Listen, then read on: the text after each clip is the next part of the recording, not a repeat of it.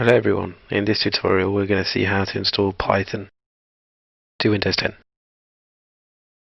So firstly what we need to do is check if we have Python already installed. So if we simply go to our search bar here, type in CMD, hit enter, and now we type in Python. You see here it says Python is not recognized as an internal or external command, which means Python's not installed. So just to double check, we do this Python version. And again, same message, meaning Python's not installed. Now, next step is to go to Google and just type in Python. And now we end up going to python.org onto their website here. If we go to downloads and if we just click on Windows. And now if you see here we have the latest Python version 3.91. I would recommend using the last stable release that's available, which would be 3.87 on this instance. It seems to be a newer version as well. So yep, let's go ahead with this one. Now if we scroll down, we should have our downloads here. So I've got 64-bit Windows. So to check the Windows version, if we just go again here and type in system, and you should see that we come up with a Windows version here somewhere.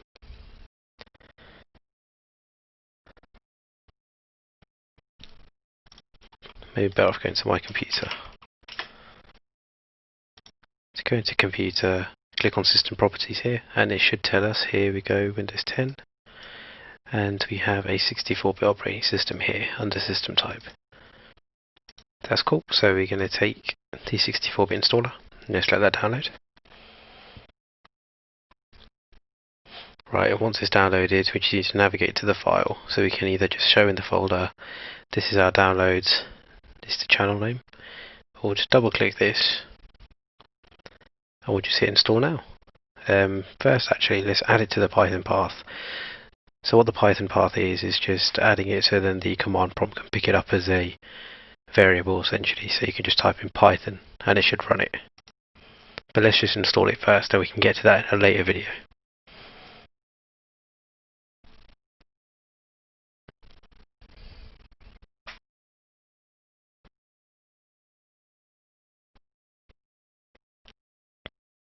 So you see here it's got pip here, it's installing pip. So what pip is we can install other packages and things to Python using pip. So instead of having to go back on the internet and re-download it, we can just type in directly pip install and give it the package and it will download it for us. So yep, that is Python installed. So if we hit close, let's close this. Now if we go back to our command prompt, and again we type in Python version, and there we go, we have Python 3.8 installed. Now you might be wondering how we're going to use this. We can't just type anything in here, can we? Well, you actually can if we type in, say, Python. Now this is actually Python running. Obviously for a beginner this may be confusing, but just to show you an example, if we type in print and let's give it hello world, there we go, we have Python 3.8 running in our command prompt, printing out hello world. And that is Python installed. Now the next step would be to install an IDE. So what an IDE is, let's look at the definition for an IDE.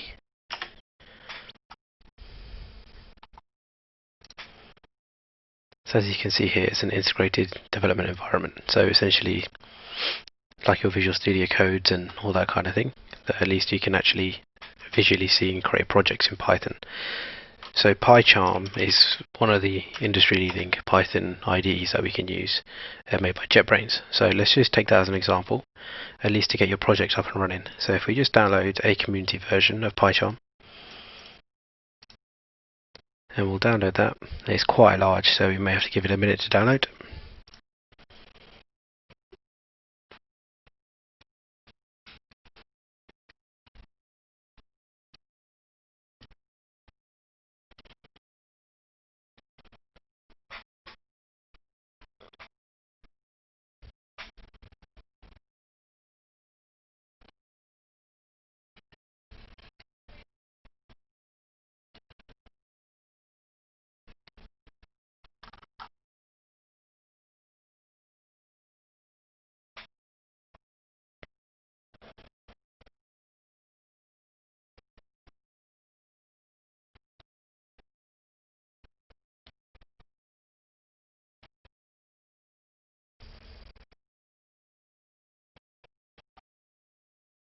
Now we're going to see PyCharm's now installed, so let's open this package.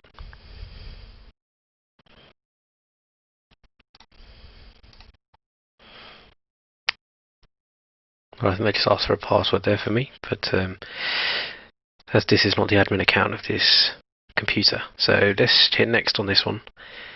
And as we know, we've got 64-bit launcher, we can add that in. Let's add launcher dir to path, and let's do a create association to Py. So what that means is when we have a Python file, we can just double click here and it will open itself in PyCharm. So next and install. That should install fairly quickly.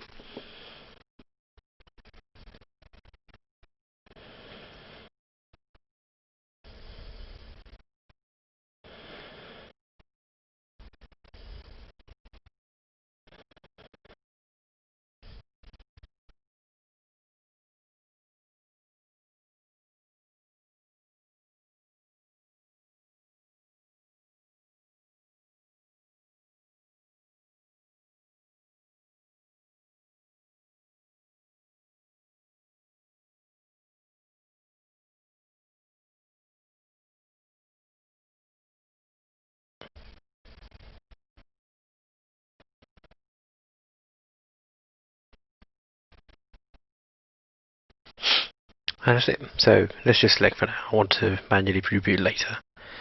As for us, it doesn't really matter at this point. So if we go to our PyCharm Community Edition,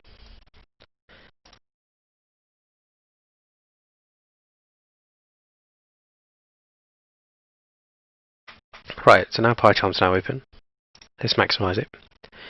So let's create a new project. A new Python project is an example. Let's just call it Python project by default. And as you can see, by default it will save into users called coding PyCharm project, so we can just change that to anything we want, any directory.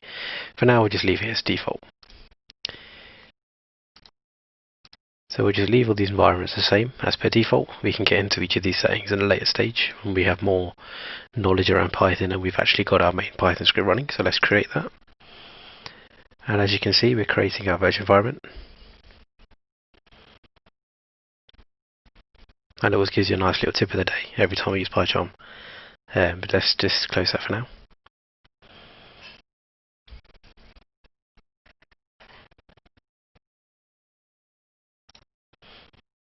There we have it. We have our main Python event at the moment. So if we want to run this, just to find our main project, at the top right here we have a run main here. If we press that, then here we go. We see it's running hi PyCharm. Now just as a quick basic one here, what we've basically done in this project here is we are printing hi from here, followed by name, which is PyCharm. So if we wanted to, for example, make hello world instead, using this structure, what we can just do is do hello here, and we can put world into here, and if we rerun it, let's get rid of this comma, if we rerun it, we will see hello world. And that's a successful basic introduction tutorial into how to install Python, how to install an IDE and get up to date and run Python. Thank you.